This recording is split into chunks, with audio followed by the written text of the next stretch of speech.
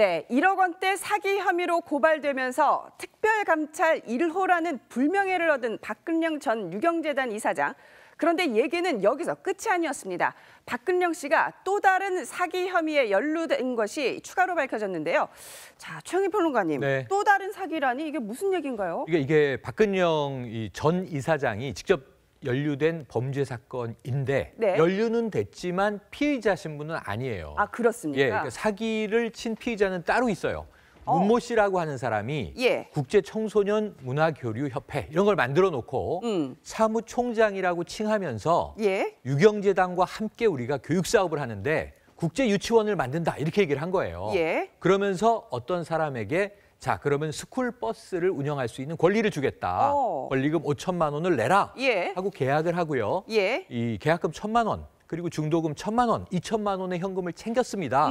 그런데 이제 이 사람은 정말 유경재단과 이 사업을 하는 게 맞습니까? 궁금할 거 아니에요? 그렇죠. 근데 그 유경재단과 맺은 우리가 MOU, 업무협약 체결에 예. 박근영 대표권이 있는 것으로 유경재단 사무국장 명의로 계약서가 있더라는 거예요. 예. 이게 2009년 1월에 예. 박근영 이제 당시 사무국장을 이제 칭한 네. 이 사인을 한 계약서를 만든 거고 이 사건은 7월에 벌어진 사기 사건인데 네. 문제는 이 당시에 2009년에 이미 2008년에 대법원 판결로 예. 박근영 이사장은 유경재단의 대표권이 없는 상태였던 겁니다. 어. 그러다 보니까 사기에 연루가 돼서 본인이 대표권이 없음에도 유경재단의 권리를 가지고 있는 것과 같은 계약서를 작성한 혐의가 지금 관련돼 있더라고요. 네, 배태호 차장이 또 다른 사기 사건 이 부분은 검찰에서 수사가 어떻게 진행되고 있고 박근영 씨가 그러면 좀 이 혐의에서 깨끗해질 가능성이 높아지는 건가요? 이 사건은 결론이 났습니다. 이미 앞서 특별감찰관이 고발했던 사건이 아니라 이번 이 건은 박근영 씨는 피의자가 아니라서 예. 이 문 씨가 벌금을 받는 것으로 법원이 맞아요. 확정을 했습니다. 예. 자, 박근영 씨 어제 TV조선에 직접 출연을 해서 현재 심정을 토로를 했는데요. 직접 들어볼까요? 지금 중책을 맡고 있는 우리 형님한테도 도움은 못 드릴 망정 좀 있는 듯이 없는 듯이 살려고 했는데 또 이렇게 일이 생기고 나니까 정말 너무 여러 가지로 송구스럽고 죄송하다는 말씀 일단 드리겠습니다. 네, 언니가 왜 좀 도와주지 그러나 이렇게 생각하는 분들도 있겠지만 그런 정도로 그러니까 가족을 희생시켜서까지 이렇게 나라의 기강을 바로 공직기강을 바로 세우겠다라는 그 의지 하나는 좀 원망하다가. 네, 형님에게 송구스럽다면서 가족을 희생시켜서까지 나라의 기강을 바로 세우겠다는 대통령의 뜻을 제발 국민 여러분들이 헤아려달라 이런 말씀을 했는데요. 손정혜 변호사님, 가족을 희생시켜서까지라는 말씀을 했어요. 본인이 희생자란 얘기인가요? 듣는 국민 입장에서는 사실은 조금 와닿지 않는 표현이 이제 뭔가 국가를 위해서 희생하는 어떤 활동을 하신 게 아니라 어느 사람에게 돈을 빌려서 갚지 않은 부분으로 특별감찰관 제도에 의해서 사실은 수사나 고발이 진행되고 있는 상황이라고 한다면 국민들한테 뭔가 무리를 일으켜서 죄송하다라고 얘기하시는 게 맞으실 것 같은데 마치 내가 희생된 것 같이 자기 변명과 합리화를 하시는 것은 약간은 정서에는 조금 맞지 않는 측면이 있지 않나 싶습니다. 네. 최영희 평론가님, 네. 또 다른 좀 논란적, 문제적 발언은 없었습니까? 또 다른 문제적 발언이 있었죠. 어제 청와대 친인척 관계이기 때문에 아마 역차별을 당해서 이렇게 나오게 된 것 같습니다. 역차별의 밑줄 쫙. 역차별의 밑줄 쫙이죠. 근데 이제 역차별이 뭐냐? 그러면은 특별감찰관이 사기 혐의로 고발까지 한 것. 사실 대통령 친인척을 관리하는 게 특별감찰관이니까 대통령의 친인척이 아니었으면 이렇게 고발될 일이 없었을 수도 있죠. 물론 개별적인 민형사 소송으로 갈 수도 있었겠지만 이런 점에서 좀 일단 국민들의 관심이 높잖아요. 실시간 검색어에 올라가고 부담스럽지 않겠습니까? 그런 점에서 본인은 역차별이다 이렇게 느끼는 것 같습니다. 네. 그런데 박근영 씨가 인터뷰를 하는 거를 보면 항상 궁금한 점이 있습니다. 배태호 차장, 왜 박근혜 대통령을 언니라고 안 부르고 형님이라고 불러요? 뭐 여러 가지 분분한 해석이 있는데 일단 어른들을 보면 그 여자들 형제들 사이에서도 형님이라고 부르는 경우가 가끔씩 있습니다. 그 집안의 그 호칭을 부르는 습관도 있고요. 예. 뭐 예를 들어서 언니라고 부르는 것도 사실 옛날에는 남자 형제들끼리도 언니라고 불렀어요.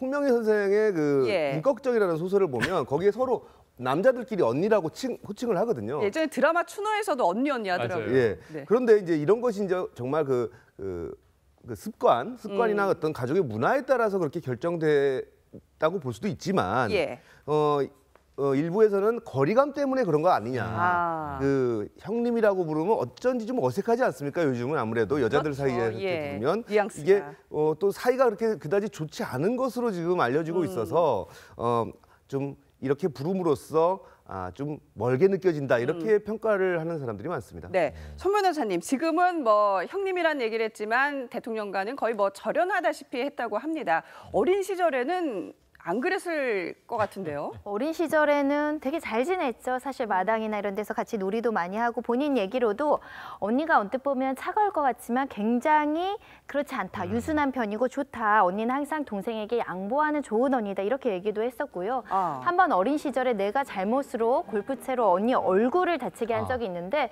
그때도 언니는 화도 내지 않고 달걀로 마사지하면서도 화를 내지 않는다. 그게 우리 언니다. 이렇게 사실 자랑스럽게 얘기를 했었는데 어린 시절과 지금은 왜 상황이 다른지 참 안타깝습니다. 지금 나오는 저 화면이 이 세 자매의 모습이네요. 박근혜 대통령 세 남매의 모습인데 박근혜 대통령이 박지만 회장을 잠깐 나무라는 그런 모습이고 지금 청와대 안에서 이 삼남매가 또 즐겁게 굉장히 환하게 웃고 있네요. 네, 저렇게 참 행복했던 유년 시절이 있었는데 어쩌다가 이렇게 됐는지 참 보는 국민들도 참 안타까운 마음을 금할 수가 없습니다. 사실 이 자매가 2살 차이잖아요. 2살 차이면 거의 친구처럼 지내요. 그렇죠. 평생을 오붓하게 친구처럼 의지하면서 잘 지낼 수 있었는데 어떻게 하다가 이렇게 사이가 틀어졌는지 참. 자, 일단 이 박근영 씨 얘기를 다시 한번 나눠보면요. 어제 TV조선 프로그램에 나와서 결국에는 울어버렸습니다. 보실까요? 경기여고 69회. 네, 저로서 힘든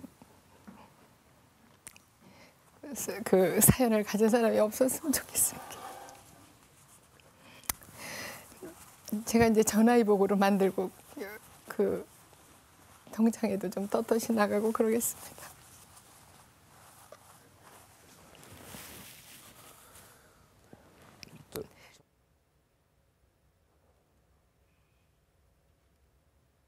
네, 박근영 씨 결국에는 눈물을 훔쳤습니다. 경기여고 서울대 출신의 아버지는 대통령, 정말 뭐 대한민국 최고 중에 최고 엘리트였는데 배 차장, 어린 시절, 학창 시절에는 말 그대로 공주님 아니었겠습니까? 네, 뭐 학창 시절에 계속 그 경호원들이 따라다녔습니다. 그런데 사실 이 박근영 씨는 이 경호원들이 따라다니는 그 자체가 굉장히 부담으로 느꼈다고 합니다. 방송 인터뷰에서 자신한테 그 경호원 따라다니는 것이 그런 것들을 꺼리는 친구들이 많았다. 그래서 뭐 경호원을 보면 먼저 집에 간다는 친구도 있었다. 이렇게 친구 관계를 유지하는데 이 경호원이 굉장히 좀 부담스러웠던 모양이에요. 그래서 때로는 경호원들을 따돌리고 이런 생활을 하기도 했고요. 근데 지금 뭐 생각해 보면 보호를 받으며 잘 지낸 건데 그때는 뭐 좀 자유로운 것이 이렇게 좋았다. 그렇게 혼자 다니는 친구들 굉장히 부러웠다. 이런 인터뷰를 한 적이 있어요. 그렇군요. 참 경호원이 따라다니던 공주님 신분에서 지금은 한 달 수입이 국민연금 28만 원 받는 게 전부인 그러한 신세로 전락을 해버렸습니다. 자, 이러한 박근영 씨를 바라보는 여론도 참 여론의 눈도 복잡한 것 같은데 최영희 평론가님, 동정론이 많습니까? 아니면 자업자득이다. 이러한 의견이 많습니까? 그게 제가 보기에는 반반인 것 같아요. 반반이에요? 섞여 있어요. 그래서 동정론도 있죠. 이 박정희 대통령과 유경수 여사를 기억하는 분들은 아니 어찌 보면 작은 영예 뭐 이렇게 불렸는데 말이죠. 작은 영예. 네, 그러니까 작은 공주죠. 뭐 쉽게 말하면. 어쩌다가 이 말년에 인생 후반에 이렇게 됐을까 하는 안타까움으로 동정 여론도 적지 않게 있고요. 근데 이것은 좀 이제 연배가 있는 세대들에게는 그런 것 같아요. 그 시절에 대한 향수가 있으신 분들이요. 맞습니다. 그때 어릴 때 모습을 또 기억하시는 거죠. 그런데 문제는 젊은 세대나 이제 중년 세대 정도는 사실은 이게 자업자득 혹은 그 이상으로 보는 게 뭐냐 하면 일본에 가서 뭐 천황 발언 하고 그랬지 않습니까? 그런 면에서는 처신을 잘하지 못했다. 이런 또 비판 여론이 많은 것. 그런 면에서는 또 본인의 몸가짐이나 그동안의 발언, 태도 이런 것도 조금 돌아볼 필요는 있겠습니다. 네. 그리고 뭐 일부 네티즌들은 그 진술을 이렇게 말하 28만 원밖에 지금 못 받는다. 이렇게 말하는 걸 믿지도 않아요. 그러니까 어떻게 그 28만 원 받으면서 저렇게 곱게 차려입고 다니느냐 이런 반응도 많고요. 정말 그렇게 돈이 없으면 일을 해라 이렇게 좀 주장하는 네티즌들도 있습니다. 뭐 일용직 노동자로 차라리 일을 하는 게 어떻겠냐 이러한 댓글도 제가 하나 발견을 했었는데 손 변호사님 그런데요. 이 남편 신동욱 씨 사용증을 공개를 했어요. 그러면 이게 사기가 아니라는 게 입증이 되는 건가요? 그렇지는 않죠. 사기 사건에서 차용증을 일부러 써주시는 분들도 많습니다. 믿게 하기 위해서. 거짓말을 하면서 차용증을 쓰면 돈을 받기 더 수월하기 때문에 그래서 차용증이 있다고 해서 사기가 아닌 것은 아니고 다만 신동욱 씨는 이렇게 얘기를 하고 있습니다. 1억 원 중에 5,500만 원을 갚았다. 그리고 매달 꼬박꼬박 이자도 냈기 때문에 내가 처음부터 갚지 않을 생각은 했던 것이 아니다. 사기가 아니라고는 얘기를 했는데 사기가 성립하려면 처음부터 갚을 의도가 없이 했거나 돈을 받는 과정에 거짓말을 했으면 또 사기가 성립할 수도 있기 때문에 이 차용증이 있고 돈을 일부 갚았다는 사실만으로 지금 시점에서 완전히 사기가 아니라라고 속단하기는 어렵습니다. 그렇군요. 아니 그런데 최영민 평론가님, 이 신동욱 씨가 박근영 씨와 결혼을 한 게 초혼이 아니에요? 네네. 이 신동욱 지금은 뭐 공화당 총재 이렇게 부릅니다만 그 전에 이제 교수였죠. 백석대학교 교수였는데 14살 연하 남편이지 않습니까? 그렇죠. 이것도 세간의 화제였는데 사실 2006년에 약혼을 하고 2007년에 결혼을 하기 전에 사업을 했었어요. 또 재미있게도 영화 수입업을 했었습니다. 뭐 나는 이상한 사람과 결혼했다. 이런 굉장히 이제 컬트 애니메이션을 수입해 와서 성공을 하기도 했었어요. 그런데 그 당시에 어쨌든 결혼을 98년도에 했고요. 전처와의 사이에 일남일녀가 있는데 여기서 약간 미묘한 비하인드 스토리가 있는 것이 뭐예요? 2003년에 이혼을 해요. 그러니까 한 6년 정도 살고 2004년에 이혼을 하는데 그 전처와의 사이에서 둘째가 2006년에 태어나요. 그러니까 이혼은 2004년에 했는데 둘째 아이가 2006년에 생긴 겁니다. 이혼한 아내와의 사이에서 아이를 낳는다. 아이가 이제 둘째 아이가 이혼 후에 태어난 거죠. 그러다 보니까 2006년에 제가 약혼을 했고 2007년에 결혼을 했다고 말씀드리지 않았습니까? 이것 때문에 뭐 지금까지도 그러면 박근영 씨와의 결혼이 뭔가 이게 이 상황을 좀 타개하기 위한 결혼 아니겠느냐 하는 세간의 또 이 나쁜 추정에 빌미를 제공하는 일이 되기도 했습니다. 아니 이혼한 아내와의 사이에서 아이를 낳는다는 말은 정말 뭐 듣다 처음 듣는 얘기가 아닌가 싶은데요, 배태호 차장. 그러니까 나오는 말이 뭐 위장 이혼이 아니었느냐 뭐 이런 말들도 나오고 있어요. 자 그런데 어쩌다가 그러면 박근영 씨를 만나게 된 건가요?